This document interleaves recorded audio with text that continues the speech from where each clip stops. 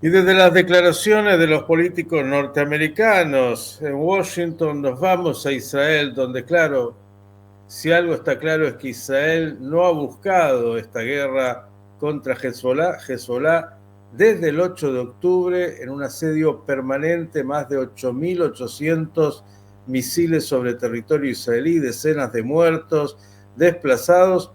Bueno, cualquier país soberano en el mundo haría lo que está haciendo Israel, más allá de lo que declaren nuevamente los políticos en el mundo. Quien nos va a poder brindar un panorama con precisión de lo que está pasando es el profesor Natalio Steiner, el director de Comunidades Plus. Querido Natalio, ¿cómo estás? Buenas tardes para ti. Hola Miguel, ¿qué tal? ¿Cómo están ustedes? Buenas tardes. Bien, siguiendo obviamente los acontecimientos, que creo, Natalio, a nadie puede sorprender, y me parece que Israel eligió de alguna manera el momento, luego de haber casi destruido las capacidades de Hamás en el sur. Bueno, ahora le toca a Hezbollah en términos de lo que es el momento militar. ¿Cómo lo estás viendo y qué se puede contar, las operaciones puntuales de las últimas horas? ¿Cómo no, Miguel? Bueno, en primer lugar lo que tenemos que decir es que si alguien todavía dudaba en ponerle a este operativo algún nombre, no hay operativo. Esto es una guerra. Esto no es una batalla, esto no es una escalada, esto no es un simulacro, esto no es un intercambio de disparos. Esto es una guerra. Es una guerra que por ahora tiene este formato, el formato de ataques de Hezbollah y contraataques y ataques ahora, sí, con iniciativa propia de Israel, que es lo que se esperaba del gobierno israelí y de Israel en los últimos 11 meses.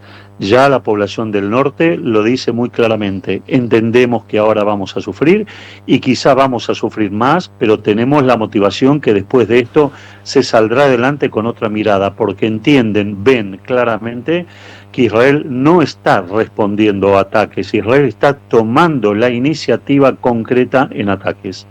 Y los números de hoy son claros y contundentes. Han habido hoy 400 ataques israelíes en el Líbano, solamente 100 de ellos en una sola hora. Hay 50 heridos entre la población libanesa y también hay 6 terroristas muertos, entre ellos un líder muy importante del Hezbollah, cuyo nombre te debo por su pronunciación en árabe, que no puedo realmente dominar.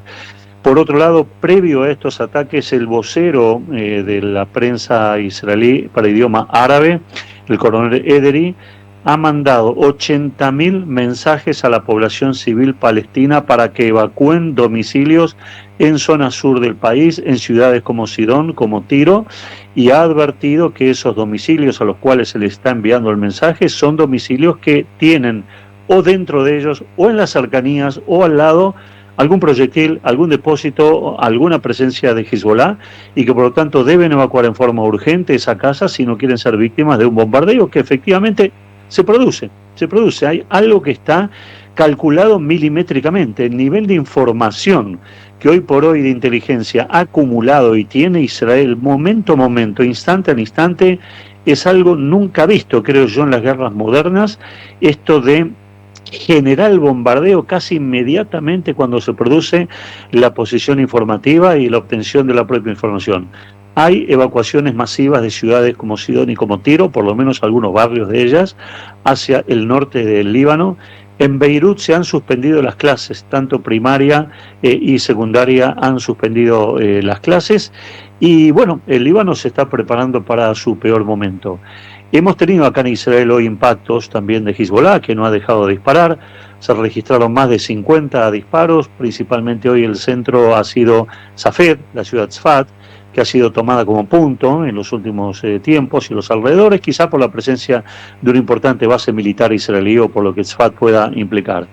Hay 5 israelíes heridos de leve edad, víctimas de ataque de pánico o lastimaduras por caídas, demolición de edificios, de alguna torre de luz, pero la situación en general está bajo control. Por el momento no hay una indicación precisa de que Israel vaya a ampliar las restricciones a las zonas en donde ya hay restricciones, es decir, desde Haifa hacia la frontera con el Líbano. pero se ha hecho una advertencia sutil que en cualquier momento también esto podría modificarse y se podría ampliar esta restricción, inclusive hasta la zona de Tel Aviv. O sea, estamos hablando de mitad del país. Todo está indicando, Miguel, que el ejército israelí ha tomado como blanco de la ofensiva ya no los misiles de corto alcance de Hezbollah, sino los misiles de alcance intermedio, aquellos que atacaron justamente ayer Kiryat Bialik y otras ciudades, que son misiles que tienen 80, 90 kilómetros de alcance, pero con un poder de destrucción sumamente importante.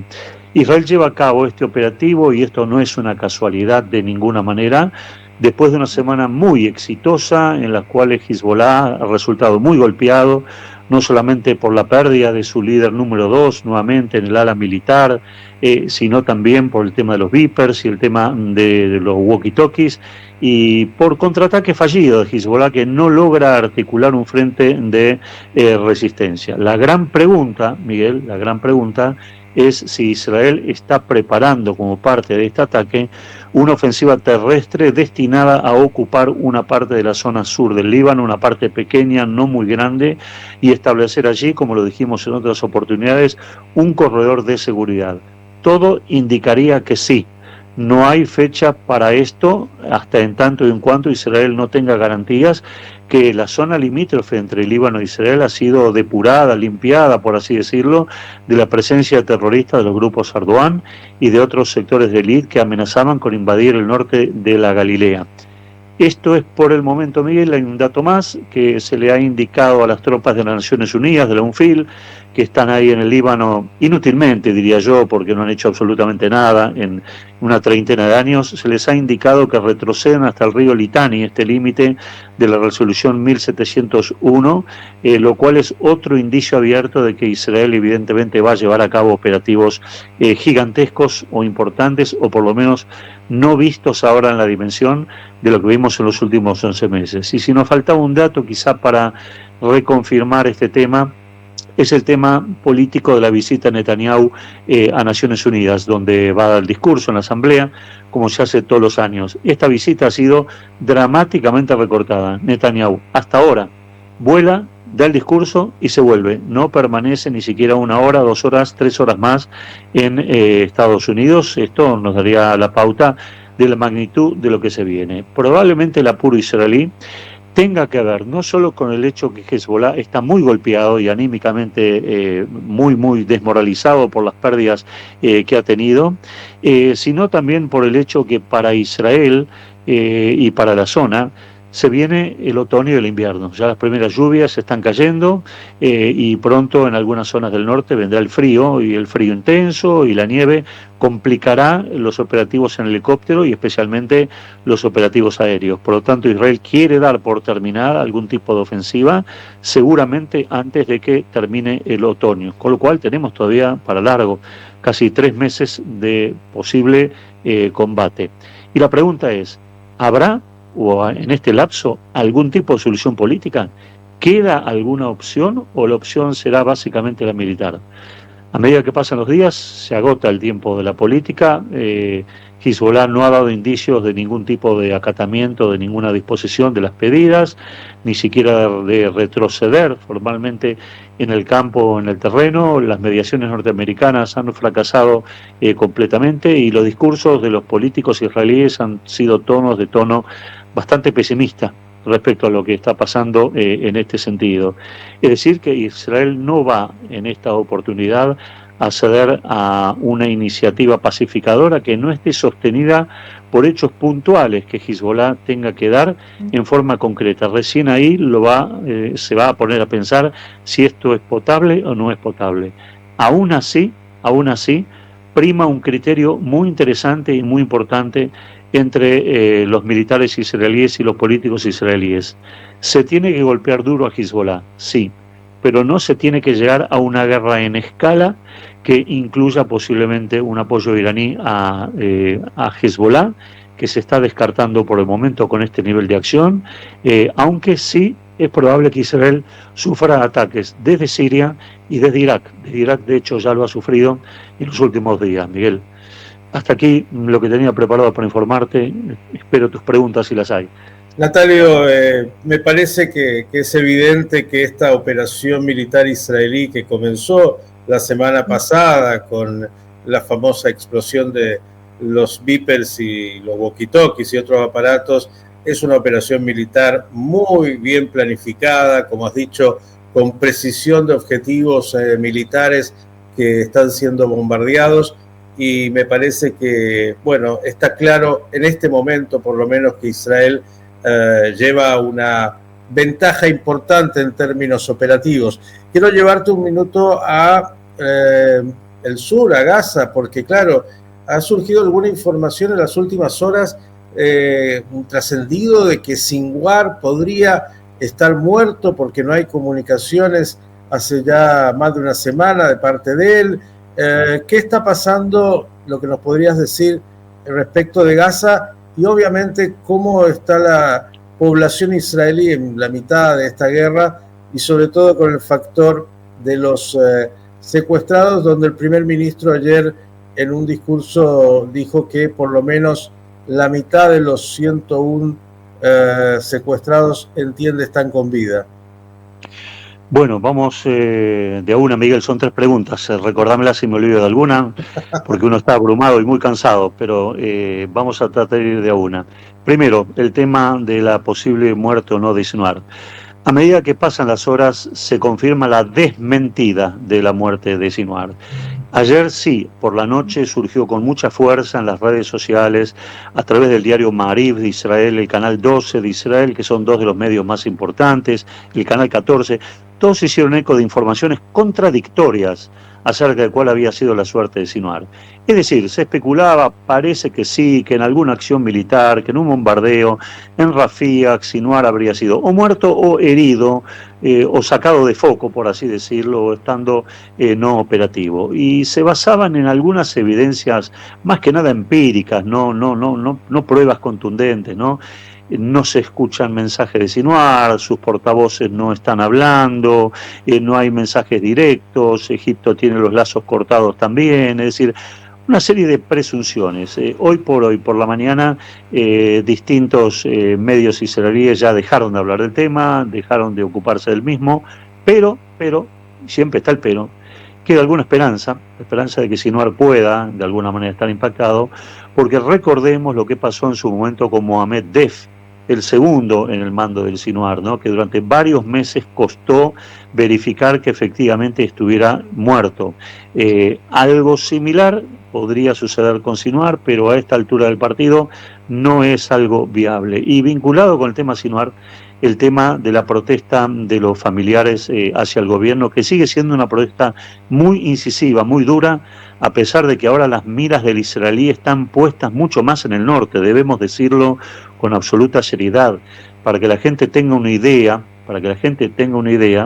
estamos hablando en este momento que desde Haifa hasta el norte, cerca de 1.800.000 israelíes se pueden encontrar bajo fuego en cualquier momento, muchos de ellos ya lo están, y tenemos 75.000 evacuados desde hace ya muchos meses, por lo tanto hay un desplazamiento de la prioridad del sur hacia el norte. Y en el norte no hay secuestrados y rehenes, a Dios gracias. En el sur, lamentablemente, todavía tenemos 101 personas cuyo destino, desgraciadamente, no conocemos. Netanyahu, como bien dijiste, ha dado un indicio, pero no ha explicado en qué se basa, acerca de que la mitad de los cautivos, por lo menos, podrían estar con vida. De ser así, esto sería un dato medianamente alentador, a pesar de la falta completa de negociaciones, porque antes se hablaba de entre 18 y 30 cautivos que podrían estar realmente con vida. Así que en ese sentido el dato es realmente importante.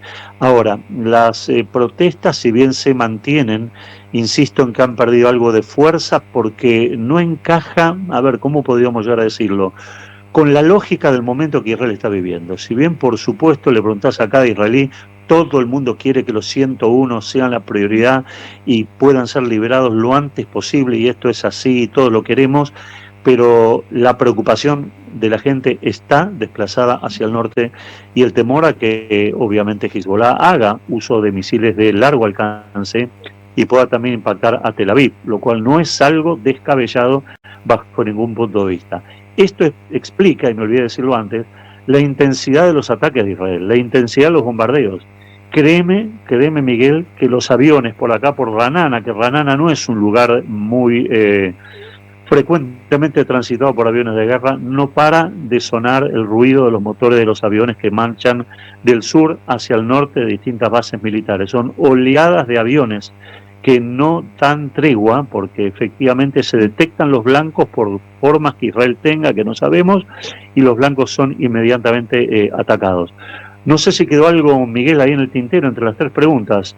No, ha sido muy claro, solo para algún oyente desprevenido, cuando hablas de Ranana, Tel Aviv o cualquier ciudad de Israel, recordar que Israel es un país tan pequeñito, de 22.000 kilómetros cuadrados, para aquellos que conocen la Argentina, más chiquito que la provincia de Tucumán, entonces todo es frontera, aunque parezca mentira, y en ese sentido entender que los aviones transitan por todo el país porque el país es lo suficientemente pequeño como para que el espacio aéreo también lo sea. Dicho esto, Natalio, la última de mi parte, porque entre todo esto, la guerra, y es la guerra, incluso se viene, a pesar de todo en el calendario hebreo, Rosh Hashanah. ¿Hay ambiente de alguna manera? ¿Se está sintiendo o está todo postergado, aunque el israelí tiene, como sabemos, y como todo el pueblo judío, estos dos hemisferios, ¿no?, del cerebro, uno que se confronta con la guerra y otro que sigue viviendo y tratando de mantener cierta tranquilidad a pesar de? Bueno, vamos a dividirlo en dos partes la respuesta. En lo que tiene que ver con lo que se llama el turismo interno, es decir, el turismo, los israelíes que viajan, que van, que se van a mover de un lado para el otro, la zona norte hay que olvidarla. Hoy se escuchaban algunas precisiones de empresarios hoteleros y que tienen cabañas y demás. Están quebrados, si no están quebrados, están literalmente al borde de la quiebra.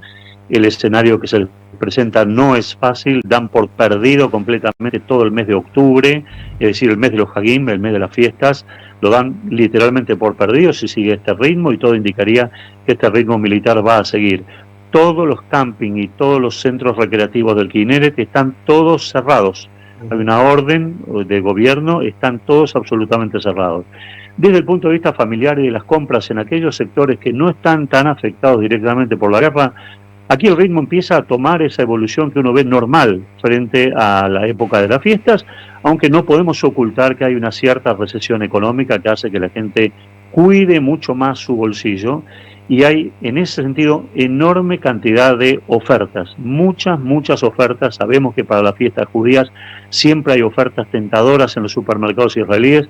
Ahora son más tentadoras que nunca, así que aquel que pueda y aquel que tenga voluntad y que tenga ánimo y que se pueda, Dios quiera, festejar dentro de todo, va a poder festejar porque se van a poder acceder a esos productos. Y un punto más, es notable y es interesante ver, porque es muy difícil de explicarle esto a la gente, ¿no?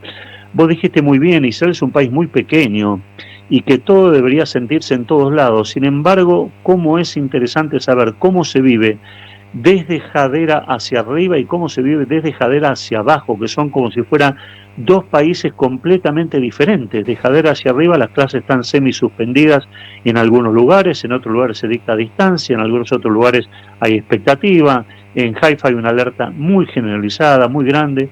No nos olvidemos que Haifa es un lugar crítico, estratégico, por los combustibles, por el gas, por el petróleo, por ser el puerto principal de Israel, y podría ser un blanco perfecto para Hezbollah, y esto la gente en Haifa lo sabe perfectamente bien, pero trata de llevar una vida medianamente normal. Sin embargo, vas a Tel Aviv, y ayer tuve la oportunidad de estar en Tel Aviv por un tema médico, y la ciudad bulle, no huye, bulle de movimiento, bulle de compras, bulle de la Srieli, le hago propaganda.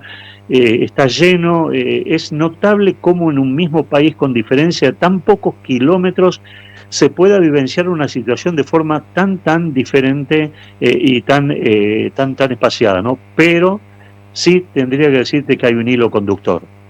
Los que están desde Hadera para abajo también tienen familia de Hadera para arriba. Y por lo tanto el sufrimiento, la angustia, la percepción de dolor está presente, el temor está presente, hay optimismo.